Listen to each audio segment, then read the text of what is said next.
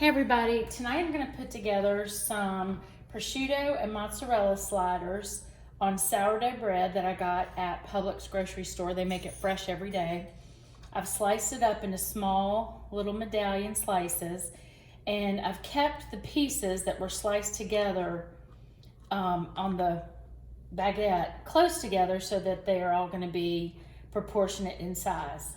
I put together the avocado mayonnaise and pesto. I'm gonna actually make that into a little sauce that's gonna go on the sliders on the inside. And then, like any grilled cheese, the secret to a crispy, yummy crust is gonna be your outside covered with mayonnaise.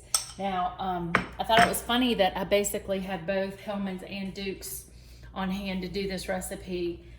I love both of them. I can't say I had one more growing up than I had the other, but I think we mostly use Duke's, but then again, this was on sale, but I've switched over to the olive oil mayonnaise and I love it. So, another little quick tip on the prosciutto. I get these Land O'Lakes mozzarella slices. They're the premium slices, and I cut them in sections of, I just cut them in fours. I just fold it in half and then fold it in half again. And then the prosciutto slices I get from Publix are really good. They come in a little pack like this where they're all one piece, and I just slice those pieces. And I'm not a huge fan of the fat in the prosciutto, so while it's still on this little piece of paper, I just take my kitchen shears and I cut it off. I don't take all the fat off because I think you need some of it. But this is not going in a recipe. This is actually going in a sourdough bread little slider, so it's not something that you need the fat for. So I've cut that and trimmed it down, and now I'm going to add the pesto and mayonnaise mixture on all the pieces, and I'm going to make sure I'm generous with it because it's what's going to make it so yummy. Prosciutto is pretty salty, so you don't need anything else. And the pesto from Classico, the traditional basil pesto that I use, has a lot of flavor to it. You don't need one thing extra.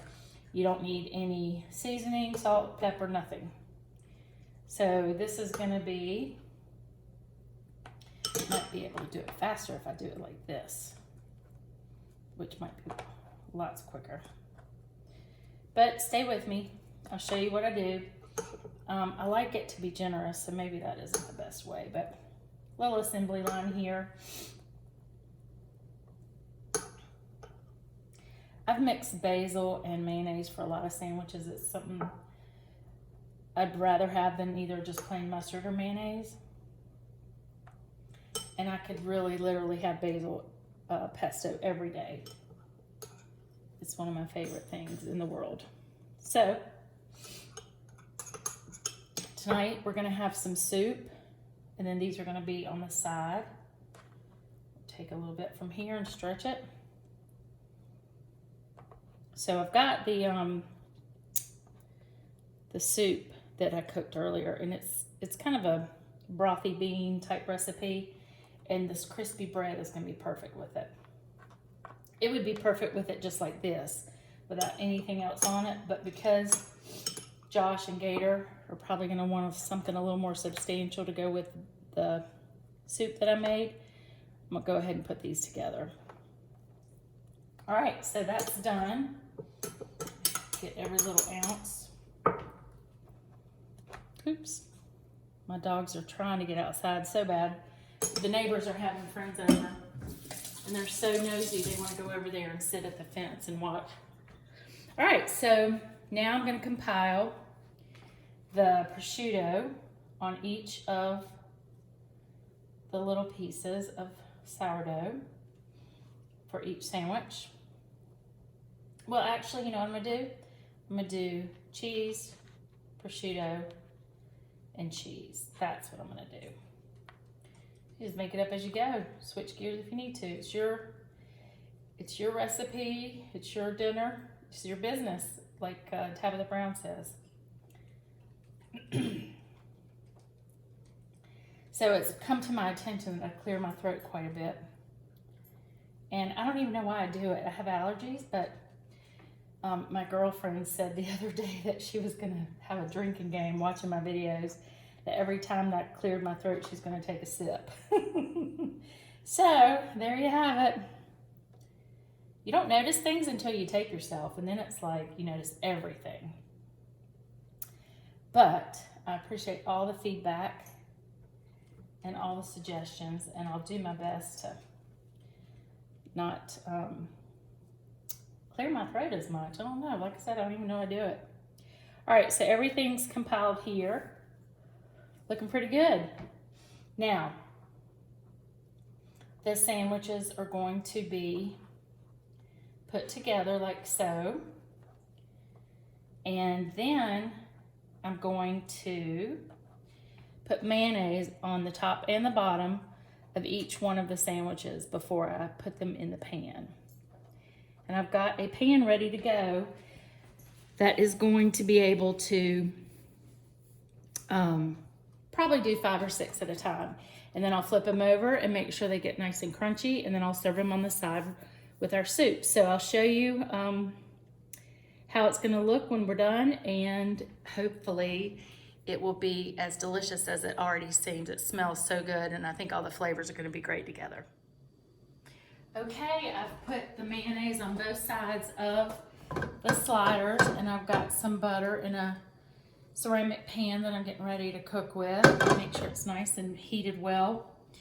I'm gonna put it on about a medium to medium-high heat. Make sure it's ready to go.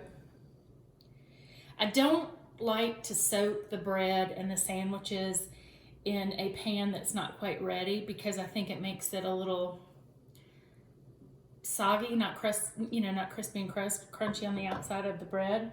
So I try to wait and make sure everything is ready for them. And then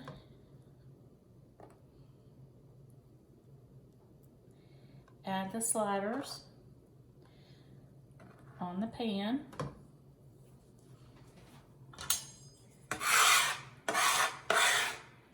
Get all the goodness out of each and every single one. Now, everybody's stovetop is different. Everybody's situation is going to be a little bit different on how long these cook, but you can actually hear them cooking. There they go. Okay, so I would say 2 to 3 minutes on each side. That's about it. But again, you might want to think about, like, you can see them, the prosciutto cooking on the bottom of the pan that's fallen over, and some of the cheese melting. These are going to be quick and easy, but you want to make sure that you don't overcook them, which I overcook everything. So I'm going to stand right here with it. I'm going to try to show you one when it's done. This little spatula of mine is one of my favorite.